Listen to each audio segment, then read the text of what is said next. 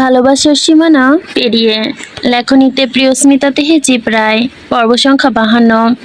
ভালোবাসার যে সুখ নেই সেটি আবারও প্রমাণিত হলো। ভালোবাসা আপনাকে কষ্ট পেতেই হবে, এই যে অলিখিত শর্ত। প্রণয়ের ভীষণ ভয় হচ্ছে নিজেকে নিয়ে, কারণ তার নিজেকে এই নিয়ন্ত্রণহীন অনুভূতির ওপর তার নিজেরই কোনো কন্ট্রোল নেই। তার জীবনে ভবিষ্যৎ তো সে পরিষ্কার দেখতে পাচ্ছে, সে চায় না তার দ্বারা কারো কোনো ভুল হোক। তবু এই মেয়েটার সামনে সে ঠিকই নিজেকে লুকিয়ে রাখতে পারে না। নিজের অন্তর্বর্তের দুর্বলতা, অব্যক্ত ভালোবাসাগুলো উগরে আসতে চায়। তার এই সর্বনাশা আসক্তি না জানি কখন তার চান পাখিকে সর্বনাশ করে দেয়। এই পাখিটাকে ছাড়া থাকতে পারবে না বলেই তো এতগুলো দিন নিজের পরিণতি কি হবে জেনেও সে এই পবিত্র ফুলটাকে নিজের সাথে আষ্টেপৃষ্ঠে জড়িয়ে রেখেছিল। সকল অশান্তির পর থেকেই টুকরো সুখ খুঁজত এই পাখিটার মাঝে। ক্লান্ত দিনে অবসানে এই মায়াবী মুখে অবশান্ত অবুঝ চাহনি ছিল বেঁচে থাকার প্রেরণা। যন্ত্রণার পরিমাণ বেশি হলে তার নিরন্তরণের জন্য এই ফুলটাকেই বুকে ধরাটাই স্বর্গসুখের সন্ধান। এখন যেমন বুকের পাঁজরে মিশিয়ে রেখেছে, এই শান্তিটুকুর জন্য সে বড্ড স্বার্থপর হয়ে গিয়েছিল। শুধুমাত্র একটু শান্তির লোভে সে অনেক ভুল করে ফেলেছে এই পাখির সাথে।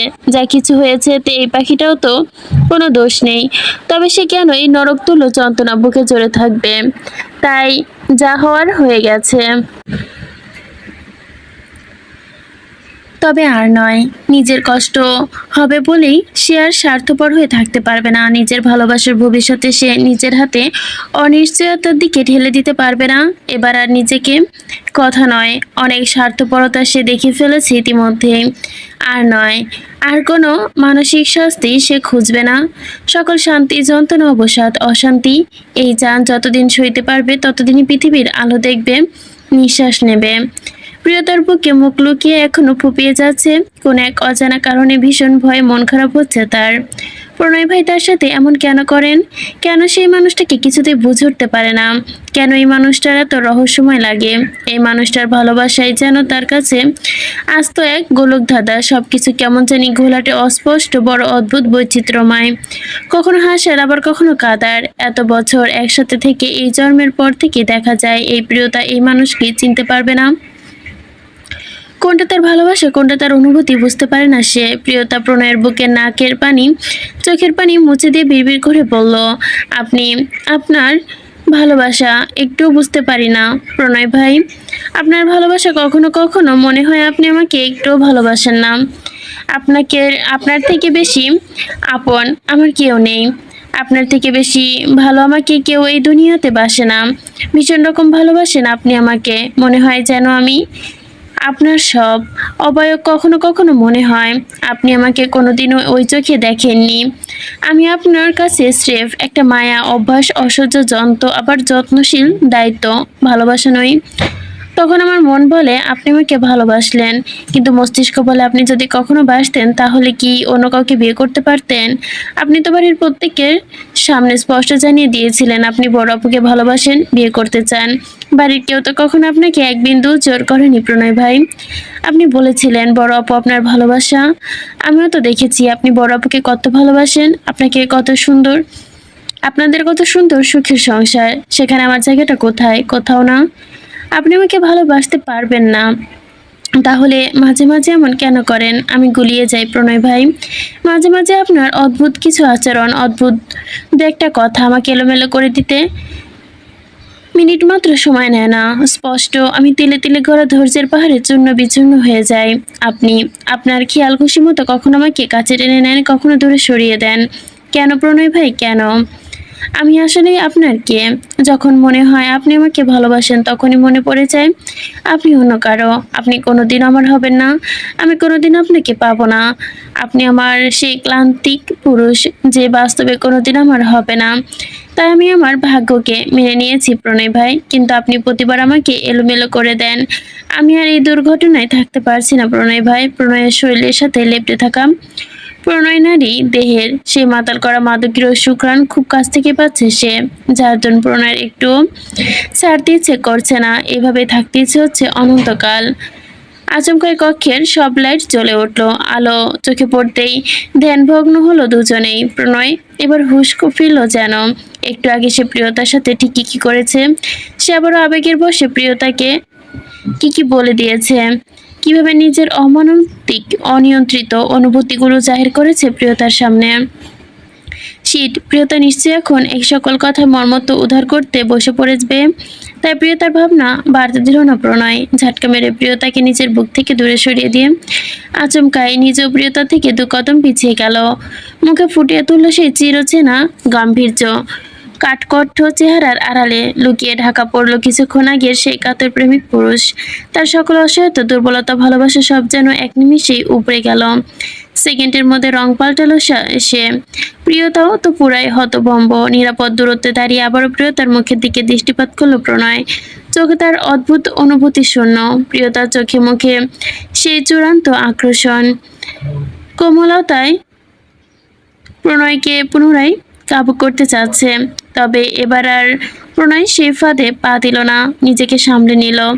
প্রিয়তার দিক থেকে মুখ ফিরিয়ে রূঢ় কণ্ঠে এটা ধমকে দিল, এখানে কেন এসেছিস? বারণ করেছিলাম না এই ঘরে আশেপাশে না আসতে, তবে কেন এসেছিস? এখনই বেরিয়ে যা। কিছুক্ষণ আগে সেই দুর্বল প্রণয়ের সাথে এখনকার এই রাগান্বিত প্রণয়ের কোনো মিল খুঁজে পেল না প্রিয়তা। বিধায় চরম আশ্চর্যিত হয়ে তাকিয়ে রইল মানুষটার দিকে। কিভাবে রং পাল্টে নিল মানুষটা। এই মুহূর্তে প্রণয়ের চোখে মুখে তীব্র বিরক্তি ছাড়া অন্য কিছু নেই। ঠিক এই কারণে প্রিয়তা প্রণয়ের ভালোবাসা নিয়ে সবসময় কনফিউশনে থাকে, কিছু বুঝে উঠতে পারে না। কিছুক্ষণ আগে এই মানুষটা তো কত ভালোবাসা মিশ্রিত কথা বলছিল। এক মুহূর্তের জন্য প্রিয়তার মনে হচ্ছিল এই মানুষটার কাছে সব থেকে গুরুত্বপূর্ণ হয়তো এই মানুষটা তাকে নিজের চেয়েও বেশি ভালোবাসে। এই 2 চোখের ভাষা না বুঝতে পারলে ও চোখের ভাষা কিভাবে বুঝবে সে? তবে এখন আর সেসব বিন্দুমাত্র ছাপ নেই, যেন কিছুই ঘটেনি। প্রিয়তা হতভম্ব নয়নে তাকিয়ে রইল প্রণয়ের দিকে। আরো খানিকটা চটে গেল প্রণয়। পুরো দৃঢ় কণ্ঠে চিৎকার দিয়ে বলল, কি হলো? চুপচাপ করে আছিস কেন? জানিস না কথা অমান্য করা আমার পছন্দ নয়? প্রণয়ের মৃদু ধমকে কেঁপে উঠল প্রিয়তার সর্বাঙ্গ। অপমানের অশ্রু জমা হয় অক্ষু কোঠরে। সত্যি সত্যি একটু একটু করে আগলে প্রণয়ের এলোমেলো কথার ব্যবহার মাথা চাড়া দিয়ে উঠল প্রিয়তার। সামান্য একটা কথা অসামান্য করাই এভাবে বলেছে প্রণয় ভাই।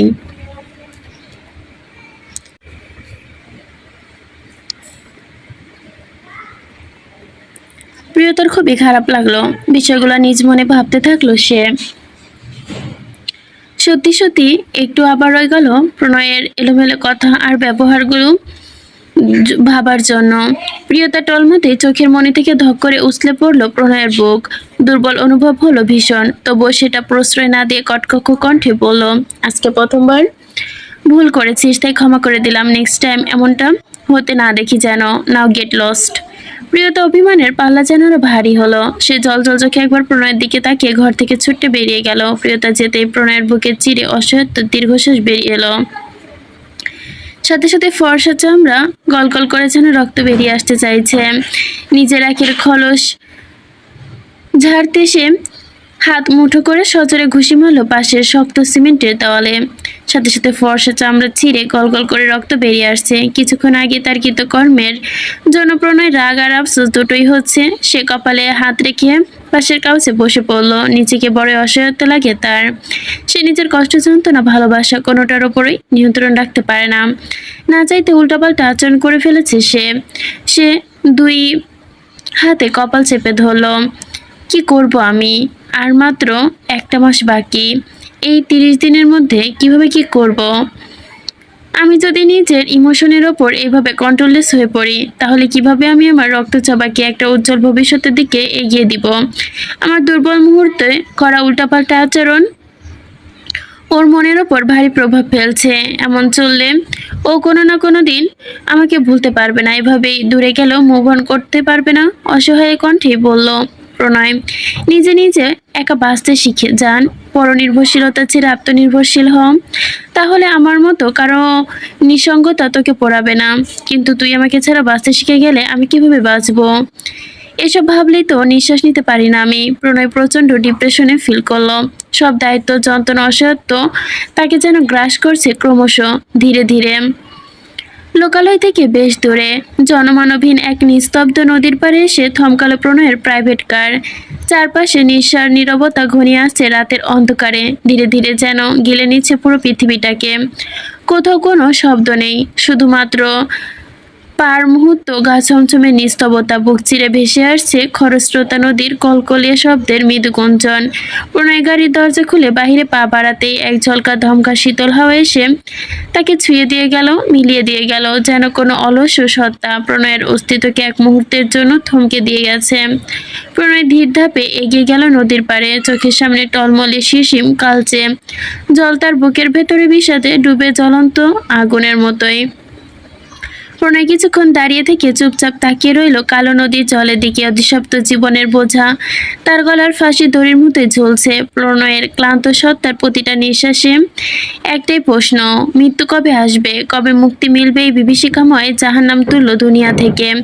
সে সত্যি হেরে গেছে, তলিয়ে গেছে অন্ধকারে। প্রণয় এক দীর্ঘ শ্বাস ফেলল, পকেট থেকে সিগারেটের প্যাকেট বের করলো, তার থেকে একটা ঠোঁটে চেপে ধরে জ্বলন্ত আগুনে চারপাশে আলোকিত হতে ক্ষীণ ধোঁয়ার ছোটা কুণ্ডলী হয়ে উড়ে গেল। নিজের গাঢ় কালচে লাল ঠোঁটে সিগারেট চেপে ধরে বড় করে শ্বাস নিতে সুকটান দিতে লাগলো। এক একটা নিঃশ্বাসে বিরাজ ধোঁয়াটা ইনহেল করেই যেন নিতে লাগলো ফুসফুসে। নদীর পাড়ে শীতল বাতাসে জ্বলছে সিগারেটের কম্বেশনটা বেশ ভালোই লাগলো প্রণয়ের কাছে।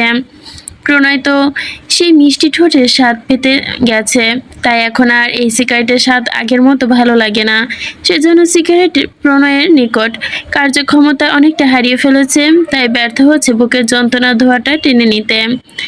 একটা, দুটা, তিনটা পরপর আরও বেশ কয়েকটা সিগারেট শেষ করলো সে, কিন্তু বুকের ভেতরে সেই দগদগে ক্ষত এখনো নরম হচ্ছে না। উল্টো প্রণয়ের মনে হচ্ছে কেউ যেন প্রতিটা ক্ষতের ওপর সতর্ক হাতে লবণ মরিচ ছিটিয়ে দিচ্ছে। এমনকি সিগারেটগুলো যেন ক্লান্ত হয়ে হাল ছেড়ে দিচ্ছে। তার যেন বোবা কণ্ঠে চিৎকার দিয়ে বলতে ইচ্ছে হচ্ছে, ভাই আমরা তো তোর ব্যথা কমানোর আসল দাওয়াই নই। তুইও তো জানিস তোর আসল দাওয়া কে, তার কাছে যা। তারপরও আগে যতটুকু পারতাম এখন তাও পারি না। কেন নিয়েছিলি সেই রক্তিম ঠোঁটের স্বাদ? এই নিষ্প্রিয় বিদ্রোহে প্রণয়ের ভেতরটা যেন জ্বলে উঠল। বিরক্তির আগে অসহায়তে এক হতাশায় মস্তিষ্ক জুড়ে রক্তচাপ বাড়তে শুরু করলো। সে হাতের প্যাকেটটা তুলে জোরে ছুঁড়ে মারল নদীর মধ্যভাগে। বিদ্রুপ করে বলল, তুইও পারলি না আমায় একটু শান্তি দিতে? কেমন বন্ধু তুই, যে বন্ধু যন্ত্রণার ভার নিতে পারিস না? সব বিশ্বাসঘাতক, বেঈমান। তোকেও আমার প্রয়োজন নেই। কাপা কণ্ঠে গর্জে উঠল সে। তারপর নদীর দিকে মুখ করে প্রাণপণে চিৎকার করে উঠল, জান আয়না আমার বুকে, তুই ছাড়া আমার আর কেউ নেই, কেউ ভালোবাসে না, কেউ একটুখানি স্বস্তি দিতে পারে না, প্লিজ আয়। তার সেই আর্তনাদ চিৎকার, সেই বুক ভরা কান্না, গুমড়ে ওঠা আর্তনাদ অন্ধকারের ঘনত্ব আরো ভারী করে তুলল। নির্জন রাতের বাতাসে মিলিয়ে গেল এক সর্বহারা প্রেমিকের করুণ কণ্ঠস্বর। হয়তো কোথাও গাছের মাথায় বসে দু একটা নিশাচর পাখি শুনতে পেল তা। প্রণয় কাঁদতে চাইলো, একটু হালকা হতে চাইলো, কিন্তু চোখের জল আজ তার সঙ্গে বিশ্বাসঘাতকতা করেছে। তাদের যেন স্পষ্ট দাবি, যতক্ষণ না জান মুখ বুকে এসে গুজবে ততক্ষণে সেই অসহায়ত্ব থামবে না। আর প্রণয় সেই মুখ বুকে জড়িয়ে ধরা তো দূর, হয়তো কিছুদিন তার দিকে এক নজর তাকানো নিষিদ্ধ হয়ে যাবে। এই মুহূর্ত আর সেথায় দাঁড়ালো না প্রণয়, পেছনে ফিরে হাঁটতে শুরু করলো। মিনিট পাঁচেক হাঁটার পর প্রণয় এসে দাঁড়ালো এক ঝলমলে চারতলা বিল্ডিং এর সামনে। অন্ধকার জগতের বুক চিরে দাঁড়িয়ে থাকে উজ্জ্বল বিল্ডিং, যেন রাস্তা নয়, স্বপ্ন আর দুঃস্বপ্নের মাঝে কোন এক অচেনা সীমান্তর। বিল্ডিং এর ওপরে সাইনবোর্ডে সোনালী অক্ষরে লেখা, দ্য মিডনাইট। প্রণয় একবার পেছন ফিরে তাকালো না, নিশ্চুপ গম্ভীর পায়ে সোজা এগিয়ে গেল মেন এক্সিটেন্সের দিকে। প্রণয় কাচের স্লাইড ডোরটা খুলে দিতেই, প্রবেশ করতেই লাল নীল আলো এসে একত্রে প্রণয়ের চোখে মুখে লাগলো। বিরক্তিতে চোখ মুখ বন্ধ করে ফেললো প্রণয়। এইটি মূলত একটা রিল্যাক্সিয়ার বার, আর এটার মালিক প্রণয় নিজেই। এটা তার বারের বিজনেস নয়, এটা সে নিজের একমাত্র, তার business partner, staff guard, client, শুভাকাঙ্ক্ষীদের জন্যই আমোদ ফুর্তি করার জন্য বানিয়েছে। এখানে শুধু মদ নয়, এবং সব ধরনের সুবিধাই রেখেছে প্রণয়। এই যেমন সার্ভিস চাই, তেমন সার্ভিসই দেওয়া হবে। সহকর্মীদের স্যাটিসফ্যাকশনের কোনো ত্রুটি রাখা হয় না আর কি। তাই তো বস একটু তার কাটা হলেও স্টাফদের কাছে অনেক পছন্দের। লাউডস্পিকারে মিউজিকের শব্দ চরম মাত্রায় বিরক্ত হলো প্রণয়। বাড়ির ভেতরে অনেকেই ড্রিঙ্কস করছিল, আবার অনেকেই অশালীন কাজে লিপ্ত ছিল। সেসব দৃষ্টিতে ঘৃণায় মুখ ঘুরিয়ে নিল প্রণয়। তবে প্রণয়কে দেখে সকলে নিজের অবস্থা ঠিক করে নিল। এ সময় তাদের বসকে তারা এখানে মোটেও আশা করেনি।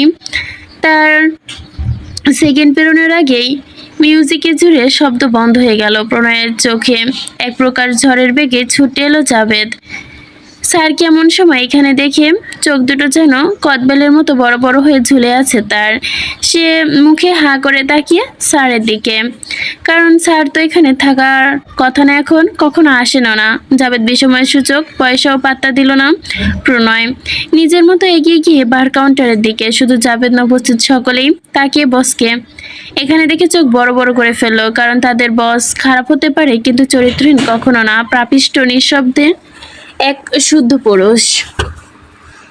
প্রণয়কে দেখতেই উপস্থিত মেয়েগুলো চোখ চকচক করে উঠলো, জিভ দিয়ে যেন লালা ঝরতে শুরু করলো। লোলুপ নজরে তাকিয়ে রইল প্রণয়ের দিকে, কারণ এখানে উপস্থিত সকল পুরুষের চেয়ে প্রণয় অধিক আকর্ষণীয়, সুদর্শন। কোনো মেয়ে মানুষ যে কতটা নির্লজ্জ হতে পারে তা এদের না দেখলে বুঝতো না প্রণয়। তবে এদের এভাবে ট্রেনিং দেওয়া হয়েছে যাতে এরা এখানে যারা আসে তাদের ফুললি স্যাটিসফাইড করতে পারে। তবে এরা প্রণয়কে চেনে না, কারণ প্রণয় কখনো এখানে আসে না। তাই ভাবলো প্রণয়ও বোধহয় ওদের উদ্দেশ্যে এসেছে। ওদের মধ্যে একজন মেয়ে এসে প্রণয়কে পাওয়ার ইচ্ছা দমন করতে না পেরে বলেই ফেললো, who is he? He is so damn handsome. Oh my God, I went to him for one night. মেয়েটার কথা কানে যেতে উপস্থিত সকলেরই বিষময় সূচকে চোখ গোল গোল হয়ে গেল। ভয়ে গা কাটা দিয়ে উঠল, হাঁটুতে কাম্পন ধরল জাবেদের। মেয়েটার দিকে তাকিয়ে চোখ রাঙালো, তবে তার সম্পূর্ণ উপেক্ষা করলো মেয়েটা। প্রণয় নির্বিকার ভঙ্গিতে বার কাউন্টারে গিয়ে বসলো। বার টেন্ডার রীতিমতো কাঁপাকাঁপি শুরু করে দিয়েছে। মেয়েটা বিকিনির ওপরে পরা পাতলা জ্যাকেটটা খুলে প্রণয়ের দিকে এগোতে লাগলো। মেয়েটার কাণ্ড দেখে জাভেদ ভয়ে শুকনো ঢোক গিলে নিল। আর বেশি কিছু ভাবার আগে একটা বিকট শব্দে চারপাশে ছড়িয়ে পড়লো পিনপত নীরবতা। ভয়ে এক লাফ দিয়ে উঠলো জাভেদ। ভয় ভয় সামনে তাকাতে দেখলো মেয়েটার নিথদেহ মেঝেতে লুটিয়ে আছে। তার কপাল বেয়ে গড়িয়ে পড়ছে রক্ত। জাভেদের দুর্বল হৃৎপিণ্ড চলকে উঠলো এমন রক্ত দেখে মুহূর্তেই। আরো ভয় পেয়ে গেল বেচারা। কাঁপা কাঁপা ভয়ার্ত দৃষ্টিতে তাকালো প্রণয়ের দিকে। প্রণয় একেবারে নির্বিকার। সে একের পর এক গ্লাস খালি করে চলেছে, যেন এখানে কিছুই হয়নি। উপস্থিত সকলেই স্বাভাবিক, কারণ তারা জানে এমনটাই হবে। তখন মেয়েটা প্রণয় থেকে কয়েক হাত দূরে থাকতে প্রণয় খুব স্বাভাবিক ভঙ্গিতে পিছন থেকে মেয়েটার কপাল বরাবর শুট করেছে। তারপর আর আল্লাহর নাম নেওয়ার সময় পায়নি মেয়েটা। কয়েকজন গার্ড এসে মেয়েটার লাশ সরিয়ে নেওয়ার মাধ্যমেই জায়গাটা পরিষ্কার করলো। বাকি মেয়েগুলো একে অপরের দিকে তাকিয়ে থরথর করে কাঁপছে। তারা এভাবে কিছু হবে কখনো বুঝতেই পারেনি। খুন করছে অথচ একদম ঠান্ডা মাথায়। প্রণয় একদম স্বাভাবিক। তার আরাম করে বসে এক গেস হুইস্কি গলায় ঢেলে দিল। মদটা গলায় পড়তে প্রণয়ের মনে হলো গলা থেকে শুরু করে পাকস্থলী পর্যন্ত সেদিক যেদিক যাচ্ছে সব যেন জ্বালা ধরিয়ে দিয়ে যাচ্ছে। প্রণয়ের গলায় ড্রিঙ্কস ঢালতে দেখে উপস্থিত জনতা যেন আরো বিষময় হলো মুহূর্তেই। তারা যেন নিজেদের চোখে বিষময় দেখতে পারছে না। তাদের বস ড্রিঙ্কস করছে। জাভেদ বিষমিত সম্মত। উপস্থিত মেয়েগুলো চোখের ইশারায় যেতে বলল। মেয়েগুলো ভয়ে ভয়ে সকল পুরুষদের নিয়ে তাদের জন্য বরাদ্দকৃত কক্ষে চলে গেল। বর্তমানে জায়গা পুরো ফাঁকা। একজন বার টেন্ডার প্রণয় আর জাভেদ ব্যতীত আর কেউ নেই। প্রণয় বেসামালভাবে একের পর এক উইন্সের গ্লাস খালি করে যাচ্ছে। নেশা চড়েছে ধীরে ধীরে প্রণয়ের। টোলমোল অবস্থায় জাভেদকে ভয়ে রীতিমতো কলিজা ধরফর করছে। সে খুব ভালো করেই জানে নিশ্চয়ই ওই আপুকে নিয়ে আবার কিছু একটা হয়েছে। সে কাঁপা কাঁপা গলায় নিজেকে বিড়বিড় করে উঠল, আল্লাহ জানে আজ আমার কপালে কি আছে। আজ তো নিশ্চিত আমায় দাদা দাদি নানা নানি সবকিছুর নাম ভুলিয়ে দিবে বস। আল্লাহর কার মুখ থেকে যেন ঘুম থেকে উঠছিলাম। সময় যত গড়াতে থাকলো প্রণয়ের হুঁশ ততটুকুই যেন ফুরিয়ে যেতে থাকলো।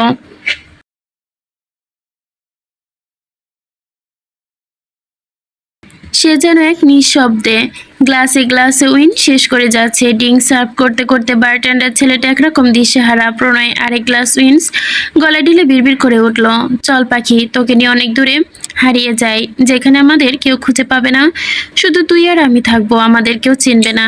আমি অনেক ভালোবাসবো তোকে, অনেক আদর করব। যাবি আমার সাথে? বল যাবি? এখন তোর চোখ হুঁশ নেই। সে যেন বাস্তব ভুলে প্রিয়তাকে হেলুসিনেশন করছে। এই দৃশ্য সহ্য করতে পারল না জাবেদ। আধঘুটে গলা শুকিয়ে উঠল, তবুও সাহস সঞ্চয় করে এগিয়ে এসে তুলতুলে কণ্ঠে ডাকলো, স্যার। প্রণয় ধীরে ধীরে নেশা জড়ানো লালচে চোখে তাকালো জাবেদের দিকে। চোখে যেন আগুন ঝরছে। জাবেদের গলায় কাঁপুনি দিয়ে উঠলো, স্যার প্লিজ, আর খাবে না, অ্যালকোহল আপনার জন্য সহ্য হয় না। জাবেদের কথা প্রণয়ের ওপর আদৌ কোনো প্রভাব ফেললো কিনা বোঝা গেল না। সেই গ্লাস ছেড়ে এবার পুরো ওয়াইনের বোতলটা মুখে তুলে নিয়ে ফেলে দিল।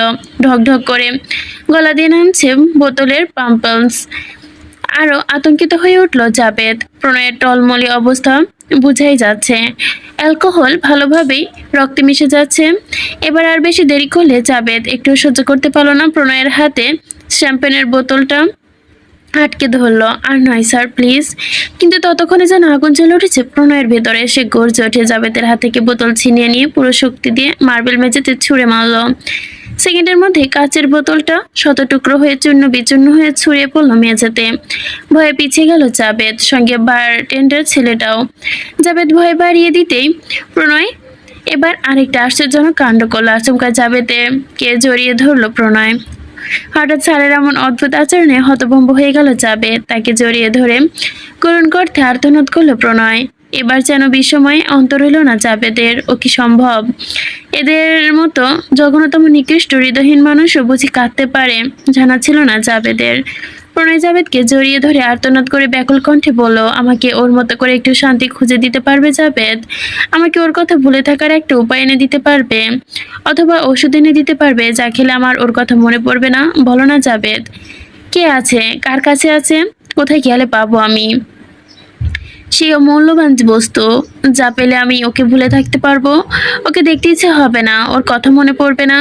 কাকে বুকে নিলে ওরকম শান্তি পাবো বলো না? ও জাবেদ, কে আমাকে ওর শূন্যতা ভুলে দিতে পারবে?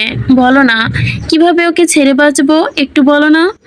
তুমি তো আমার অ্যাসিস্ট্যান্ট, আমার সকল অর্ডার মানো তো, এটাই তো তোমার ডিউটি। আমি তোমাকে অর্ডার করছি, প্লিজ বলো কোথায় গেলে আমি একটু শান্তি পাবো? জাবেদের সমস্ত ভয়ডর উড়ে গেল। একদম নিস্তব্ধ হয়ে রইল, অবাক চিত্তে তাকিয়ে। স্যার কিভাবে বাচ্চাদের মতো কাঁদতে আর বিলাপ করতে সে কখনো দেখেনি। এমনকি এটা তাদের কোনো স্টাফের দুঃস্বপ্ন হতে পারে না।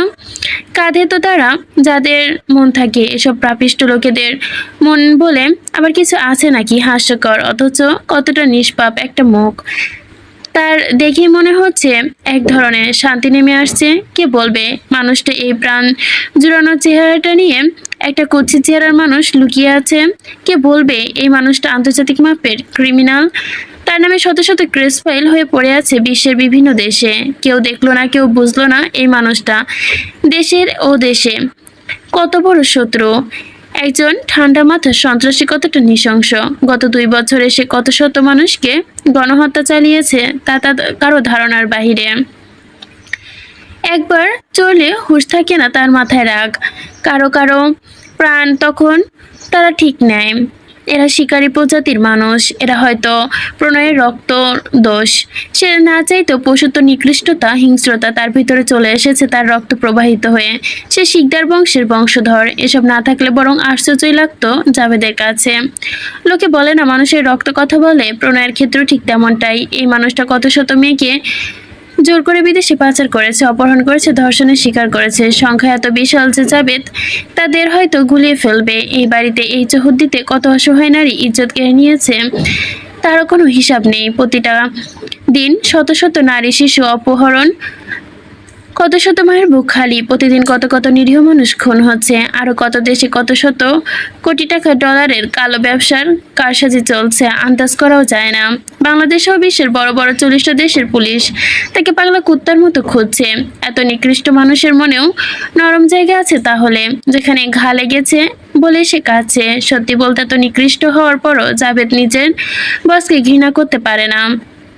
কেন জানে না, কারণ হয়তো সবার দিকটা তার থেকে মুখ ফেরালেও সে তখন তার প্রণয়কে সরি।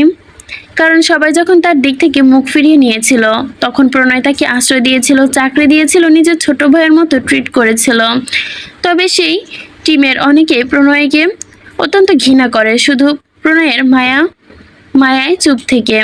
আর ঘৃণা করবে না বা কেন? এমন মানুষকে দেখলে নরকের কীট ঘৃণায় মুখ ফিরিয়ে নিবে। প্রণয়ের মতো তুখোর ভালোবাসা ব্যতীত আর কোনো মনুষ্যত্ব বেঁচে নেই বর্তমানে। প্রণয়ের কথায় আবারও ধ্যান ভাঙল জাবেদের। প্রণয় আবারও আহত কণ্ঠে বলল, আমি ওকে একটু ভুলে থাকতে পারি না জাবেদ। ওকে এক সেকেন্ড না দেখলে আমার নিঃশ্বাস নিতে কষ্ট হয়। সেই প্রবাহিত কষ্ট আমার হৃদয় ছিদ্র করে দেয়। এই আবরার শিকদার প্রণয়ের শিরা শিরা রক্তের ফোঁটায় ফোঁটায় আমিও কিভাবে ওকে অন্যের হতে দেখব? আমি ওকে প্রচণ্ড ভালোবাসি জাবেদ। আমি মুখে যতই বলি আমি ওকে ছেড়ে দিব, নিজে থেকে আলাদা করে দিব, আমার এই নষ্ট জীবনে ওকে জড়াবো না, কিন্তু বাস্তবে এই কাজে আমি কখনোই করতে পারবো না। কলিজা জ্বলে যায় জাবেদ, আমি পারি না। আমার ভালোবাসা ব্যতীত নিঃশ্বাস নিতে বড্ড কষ্ট হয়। আমি আমার জান পাখিটাকেও অত নিঃশ্বাস নিঃশব্দে থাকতে পারি না। আমি আমার নিঃশ্বাস নিতে পারি না। আমার বেঁচে থাকা করুণ হয়ে যায়। ও ছাড়া এই পৃথিবীতে আমার আর ভালোবাসার কেউ নেই জাবেদ, কেউ নেই। ও যদি আমাকে ভুলে যায় আমি কি করব জাবেদ? এই যন্ত্রণাদায়ক মৃত্যু কি আমার কপালে লেখা আছে? বলতে বলতে কাউন্টারে মাথা হেলিয়ে দিল প্রণয়। প্রণয়ের কথায় জাবেদ একদম স্তব্ধ, কিংকর্ত বিমূঢ় হয়ে। স্যার কার কথা বলছে সেটা জাবেদ ভালোই বুঝতে পারছে। আর হ্যাঁ, যে ওই আপুর জন্য কি পরিমাণ উন্মাদ সেটাও ভালো করে জানেন জাবেদ। তবুও এটা তার কল্পনা করেনি জাবেদ, যে তার বস এতটা ভালোবাসতে পারে কাউকে। আল্লাহ বোধহয় নিষ্ঠুর ব্যক্তিদের সাথে এমনটাই করে, তাদের নিষ্ঠুরতার কারণে, তাদের শাস্তি দেওয়ার জন্য তাদের দুর্বল জায়গাটাই চিহ্নিত করে। যেমন শাস্তি পাচ্ছে আবরার শিকদার প্রণয়। তবে কি সত্যি প্রণয়ের জীবনটা এমন হওয়ার কথা ছিল? সত্যি কি তার এগুলো প্রাপ্য ছিল? সুখী এমন একটা অচিন পাখি যে সবার কাছে ধরা দেয় না। আর প্রণয় সেই পাখিটা হাজার চেষ্টা করে ধরতে পারবে না, নিজের বুকের পিঞ্জিরায় বন্দি করে রাখতে পারবে না। প্রণয়ের পাগলামো বাড়ছে। জাবেদ আর প্রণয়কে কন্ট্রোল করতে না পেরে বাধ্য হয়ে কল লাগালো তার আরেক স্যারের নাম্বারে। দুইবার রিং হতে রিসিভ হলো। শুদ্ধ ফোনটা কানে ধরে ঘুম ঝরানো কণ্ঠে জড়িয়ে বলল, তুই কে রে ভাই? কি সমস্যা তোর? এত রাতে ফোন দিলি? এত সুন্দর সুখের স্বপ্নের 12টা বাজিয়ে দিলি। শুদ্ধ তুই তকরি শুনে বেবাচাকা খেলো জাবেদ। সে নম্র সুরে বলল, স্যার আমি জাবেদ। জাবেদ নামটা শুনে জাগ্রত হলো শুদ্ধ। ঘুম এক প্রকার পালিয়ে গেছে। ফোনটা চোখের সামনে এনে নাম্বারটা দেখলো। জাবেদ নামটা দেখে ভুরু কুঁচকে গেল তার। কি ব্যাপার, এত রাতে ফোন কেন? কি সমস্যা? জাবেদ একটু ইতস্ত বোধ করলো। ঢোক গিলে আবারও প্রণয়ের অবস্থা দেখে শুদ্ধকে বলল, প্লিজ স্যার, এবার একবার দ্য মাইডনাইট বারে আসুন।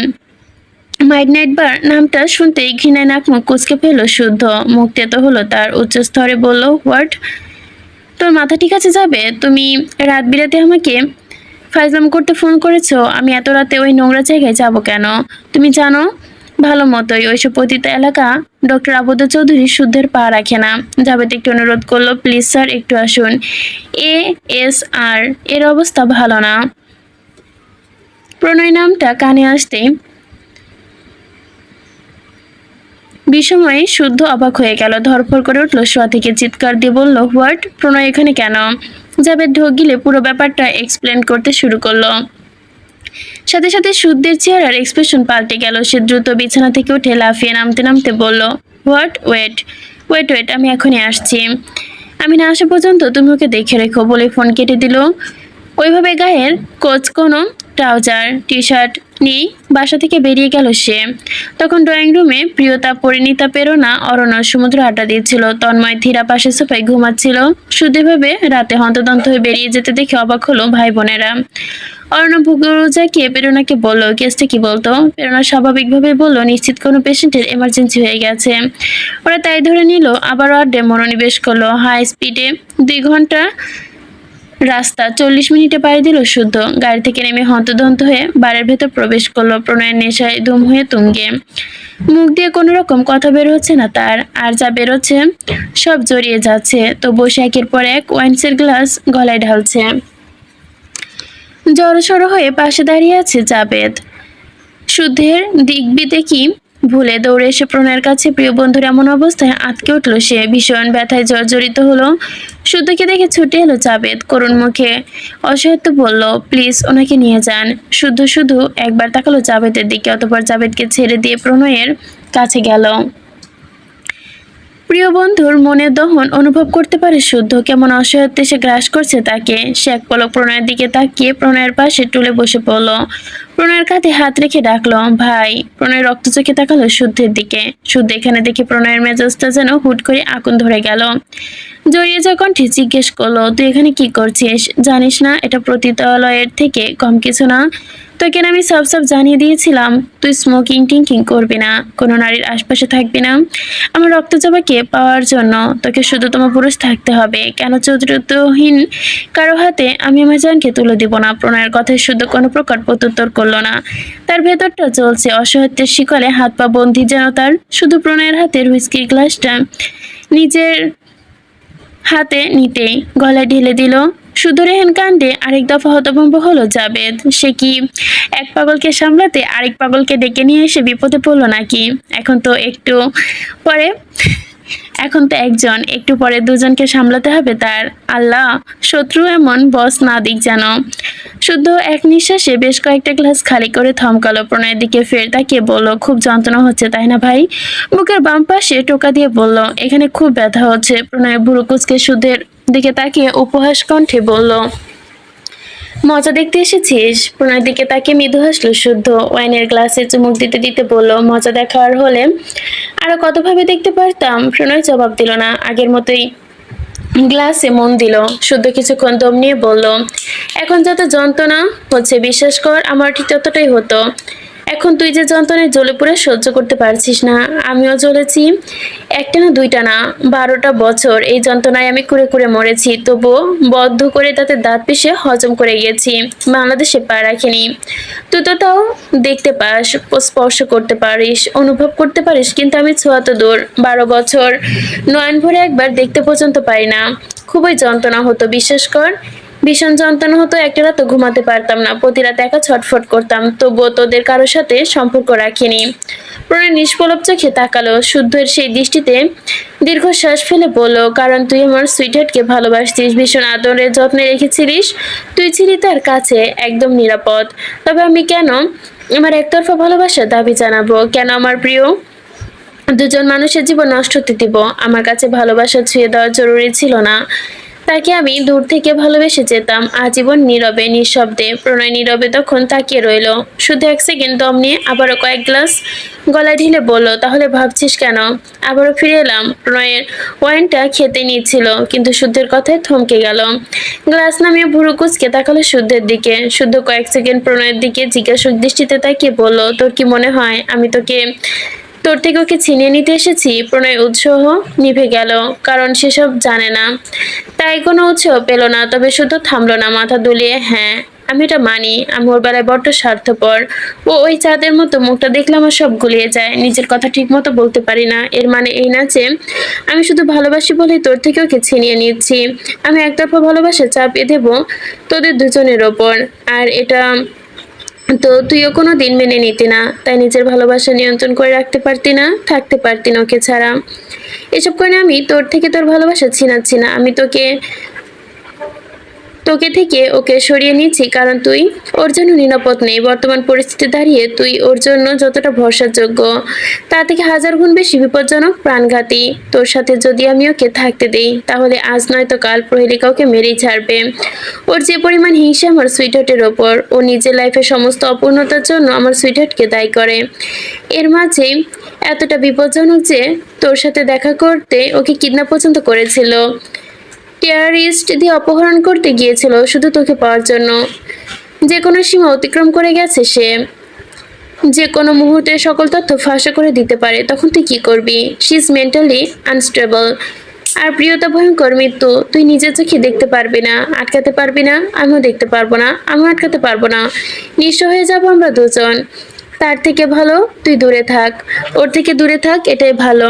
হ্যাঁ, হয়তো তুই এতে প্রচন্ড কষ্ট পাবি, কিন্তু সেই কষ্ট কোথাও না কোথাও সয়ে যাবে। কিন্তু এবার চিরতরে ওকে হারিয়ে ফেললে, পৃথিবী উজাড় করে দিলেও তাকে আর পাওয়া যাবে না, ও মরে যাবে। আর যা তুই নিজেই সহ্য করতে পারবি না। তাই তুই ওকে বাঁচিয়ে রাখতে চাইলে, ভালো থাকতে চাইলে ওর থেকে দূরে থাক। কষ্ট হোক তবুও দূরে থাক। একবার ওর বিয়ে হয়ে গেলে প্রহেলিকার এসব নিয়ে ভাবনা চিন্তা করবে না, কখনো কোনো দিন ওই এভিডেন্স নষ্ট করার চেষ্টা করবে না। কিন্তু ততদিন পর্যন্ত প্রহেলিকার প্রতিহিংসা থেকে আমার ভালোবাসাকে বাঁচিয়ে রাখতে দে। তাই তোকে দূরে থাকতে হবে, না হলে জান আজ না হোক কাল প্রহেলিকা ওকে মেরে ফেলবে। তাই তার থেকে এই ব্যথাটা অনেক বেশি সফট, সহ্য করে নে, মেনে নে। তুই নিজে এখন তোর ভালোবাসার জন্য সবকিছু বেশি বিপজ্জনক, পাগলামো করিস না, শান্ত হ। সব যদি আগের মতো থাকতো আমি কখনোই তোদের আলাদা করে দিতাম না। প্রণয় জানে সুদের বলে একটা কথাও মিথ্যা না, সবগুলো ধ্রুব সত্যি। কিন্তু এই সত্যগুলো সহ্য করতেই যে প্রণয় ছারখার হয়ে যাচ্ছে। সে তো জানে তার পুরো ভাগ্য প্রিয়তা নেই। সে যাই ভালোবাসে তাই পুড়ে যায়, তাই ধ্বংস হয়ে যায়। আর সেটা চরম সত্যি। তার জানে জীবনে ঘটা বিপদের সবগুলো তার জন্যই আঘাত এনেছে। সেদিন যদি নিজের মনকে নিয়ন্ত্রণ করতে না পারে, তাহলে যে তার হাতে ছোট নিষ্পাপ ফুলটাকে সে বুকে আগলে রেখেছিল সর্বোচ্চ ভালোবাসায়, সেই হাতেই সেই ফুলটাকে দাফন করতে হবে তার। কিন্তু এমন কিছু আর মন বুঝে, সে তো শুধু পাখিকে দেখলেই দিন দুনিয়া সব ভুলে বসে, চিন্তা চেতনা মাথায় থাকে না। প্রণয়ের চিৎকার দিয়ে এক ঠেলায় সমস্ত ড্রিঙ্কস মাটিতে ফেলে দিল। বিকট শব্দে চূর্ণ বিচূর্ণ হলো বোতল, কাঁচ ভাঙা শব্দে ধরপড়ে উঠল জাবেদ। তবে শুদ্ধ নির্বিকার নেশা চড়ে যাচ্ছে ধীরে ধীরে। জাবেদ ভর্ত চোখে তাকিয়ে দুই বসের দিকে, শুদ্ধ আহত চোখে প্রণয়ের পাগলামি দেখলো। দীর্ঘ শ্বাস ফেলে বলল, তুই তো সব জানিস, জেনে শুনে ওরকম পাগলামি কেন করছিস? একটু মাথা ঠান্ডা কর, একটু ভাব। শুধু কি তাই? প্রহেলিকার হিংস্রতার কথা যদি আমি একপাশে সরিয়ে রাখি, তবুও কি তুই প্রিয়তাকে সাথে সুন্দর একটা জীবন কাটাতে পারবি? দিতে পারবি প্রিয়তাকে একটা সিকিউর লাইফ? শুদ্ধর কথায় ছ্যাদ করে উঠল প্রণয়ের বুক। শুদ্ধ ম্লান হেসে বলল, পারবি তুই ওকে নিশ্চিত ভবিষ্যৎ দিতে, একটা সুন্দর সংসার পরিবার দিতে? হ্যাঁ, তুই ওকে ভালোবাসিস প্রচন্ড রকমের। যতদিন তোর নিঃশ্বাস থাকবে তোর বুকের ভেতর ও থাকবে। কিন্তু তোর ওই নিঃশ্বাসের গ্যারান্টি কতটুকু? তুই আজ আছিস, কাল সকালে সূর্যোদয় দেখবি কিনা তার কোনো নিশ্চয়তা নেই। তোর জীবন মরণে ঝুলে আছে যেন এক চুল ব্যবধানে। তুই কি ভুলে গেছিস বাংলাদেশ সহ ওয়ার্ল্ডের বড় বড় 40টা দেশে সরকার তোকে পাগলা কুকুরের মতো খুঁজছে। তোকে ধরার জন্য কোটি কোটি টাকার মিশন লঞ্চ করেছে। তারা কেউ একবার তোকে শনাক্ত করতে পারলে সাথে সাথে এনকাউন্টার করে দেবে। তখন কি করবি তুই? 41টা দেশে তোকে পেলেই এনকাউন্টার করে দেওয়ার অর্ডার কোড পাস করা আছে। You are the most wanted criminal. আজ না হোক কাল কোনো না কোনো ক্রসফায়ারে তোর মৃত্যু হবে নিশ্চিত। আই নো তোকে ধরা এত সহজ নয়, কিন্তু মানুষের ভাগ্য কখনো কোন দিক থেকে পিছলে যায় বলা যায় না। তুই এমনভাবে চালে জড়িয়ে গেছিস, সেখান থেকে মৃত্যু ব্যতীত বের হওয়া সম্ভব নয়। তোর এই অনিশ্চিত জীবনে জড়াবি তোর ভালোবাসা। প্রণয় একদম স্থির, শুধু আজ সব থেকেই নিষ্ঠুর কথাগুলোই যেন তুলছে তার চোখের সামনে। কিন্তু এসব তো সে ভালো মতোই জানে, তার নিঃশ্বাসের কোনো গ্যারান্টি নেই।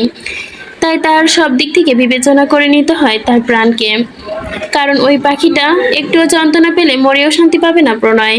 সে তার জীবনের সব সুখ উজাড় করে দিলেও তাকে বাঁচাতে চায়। খুব সাধারণ একটা সংসার চেয়েছিল তার রক্তজবার সাথে সে, কিন্তু সে তার রক্তজবা আর তার ভালোবাসার চিহ্ন কোনো কিছু পেল না। ভাগ্য আজ তাকে কোথায় এনে দাঁড় করিয়েছে।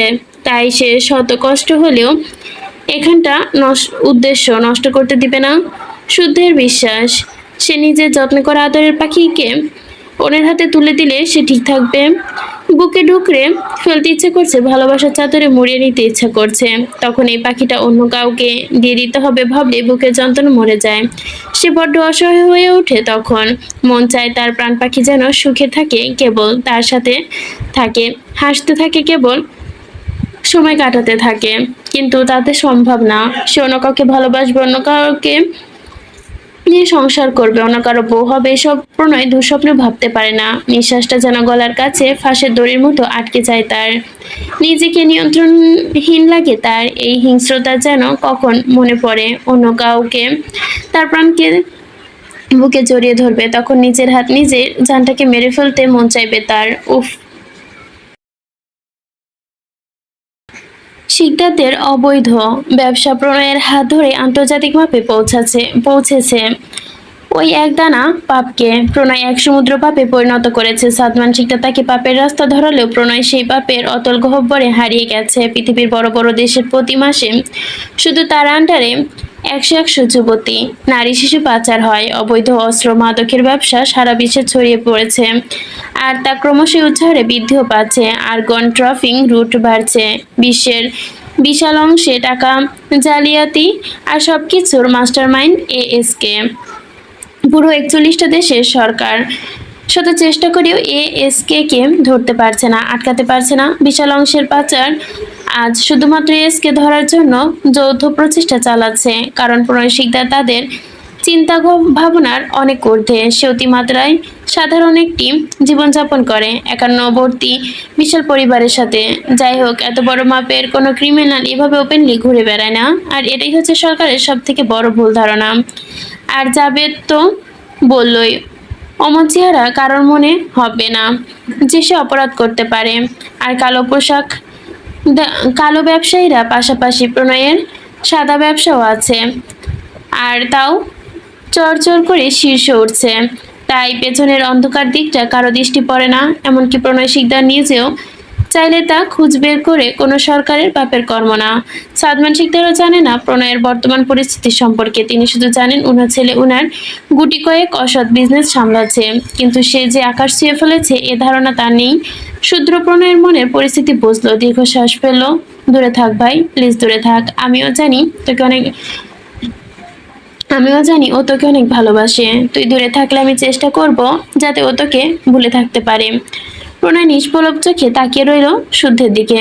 শুদ্ধ ওর কথার পরিপ্রেক্ষিতে শুধু বলল, মনে আছে ও জন্মের পর তোকে কোলে নিতে দেয়নি, সবসময় সবার থেকে দূরে নিজের বুকে রাখতাম। আশা ছিল সাদা কাফন না জড়ানো পর্যন্ত এই বুক থেকে কাউকে ছিনিয়ে নিতে দিব না, কিন্তু আমার কপালে লিখন দেখ, আল্লাহ মনে হয় তো অন্য কিছু ছিল। তাই তো আজ আমি একবারে নিঃস্ব, একেবারে সর্বহারা হয়ে গেছি। কিন্তু দেখ, সব হারিয়েও তুই হঠাৎ করে সব ফিরে পেলি, কিন্তু এগুলো আফসোস হয়ে রইল আমার। তুই জানিস ও একদিন বাচ্চা ছিল, এখনো বাচ্চা, আর 10 বছর পরেও আমি চাই ও সেই বাচ্চাই থাকুক, কারণ ওকে আমি ওইভাবেই রেখেছিলাম, বাস্তবতা থেকে দূরে, হৃৎপিণ্ডের ভিতরে। এই দুনিয়ার ভয়ঙ্কর রূপ জানে না, একদমই বোঝে না, অভিমানী। ওকে ওইভাবেই রাখবি সবসময়, জানবি ও আমার কাছে, আমার ভালোবাসার আগে আমার সন্তান, কারণ ওকে আমি নিজের সন্তানের থেকেও বেশি ভালোবেসেছি। তুই জানিস, একবার ওকে দেখেই একটা অদ্ভুত মায়া অনুভব করেছিল। ভালোবাসা তো অনেক পরে হয়েছে, তাই কখনো দুঃখ দিবি না। শুধু ম্লান হেসে বলল, ভালো তুই একাই বেসেছিস, আমি চাই শুধু ও নিরাপদে থাকুক আমার সাথে, আর কিছু না। এই জীবনে একটা আস্ত অভিশাপ, তুই যে কোনো দিন আমার ভালো দেখতে পারিস না, সেটা আবারও প্রমাণ হলো। তাই বদ্ধ করিস না। এত বছর প্রতিশোধ নিতে চাচ্ছিস কোনটা? প্রণয়ের কথায় ভুরু কুচকে ফেলল শুদ্ধ। প্রণয়ের কৌতূহলী চোখে তাকালো, তুই কি আমাকে বাঁচিয়ে রেখে নিজের সুখী সংসার দেখতে চাস, নাকি পাপের বোঝা আরো বাড়াতে চাস?